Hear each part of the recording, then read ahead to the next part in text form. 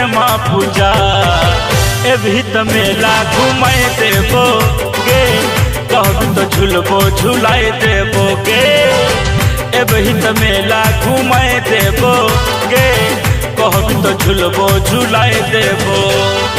लोहा के बड़ी छई नामी पूजा विश्वकर्मा पूजा के एभी त मेला घुमाए देबो गे कहबी तो झुलबो झुलाए देबो गे जान एभी त मेला घुमाए देबो गे कहबी तो झुलबो झुलाए देबो।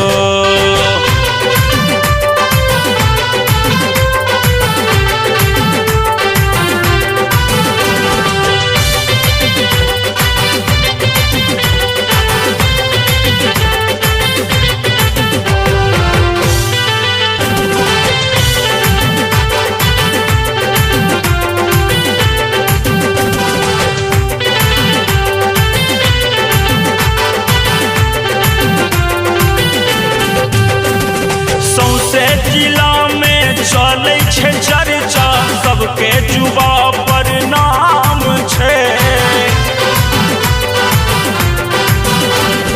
जिला मधुबनी के शान छे मिथिला लोहा कपसी नाम छे। सौसे जिला में चले छे चर्चा सबके जुबा पर नाम छे। जिला मधुबनी के शान छे मिथिला लोहा कपसी नाम छे। चम चम चमके जेना सितारा तोहि न लागे सुंदर नजारा देखते तोरा उठतो उमंग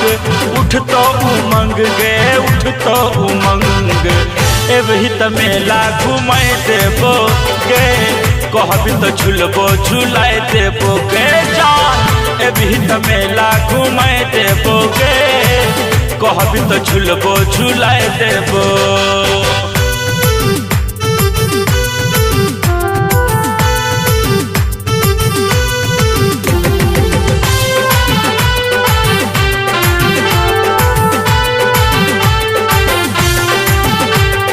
म्यूजिक बाय संजय झलिया।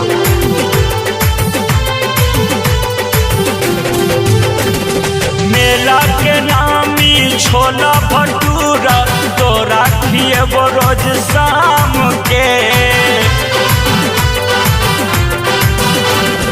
जब ही तू घूमे कोनो सहरिया लेबही तू लोहा के नाम गे। मेला के नामी छोला भटूरा तोरा खिएबो रोज शाम के। जब ही तू घूमे कोनो बजरिया लेबही तू लोहा के नाम गे। फैशन के किन देबो सामान गे रखी है संजय सोनू के मान गे।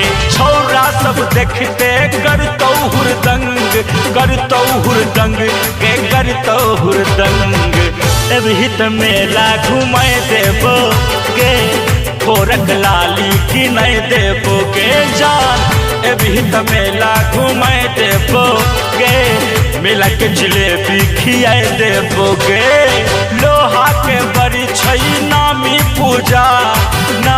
पूजा विश्वकर्मा पूजा के एभी त मेला घुमाए देबो गे कहबी तो झुलबो झुलाए देबो गे जान एभी त मेला घुमाए देबो गे कहबी तो झुलबो झुलाए देबो।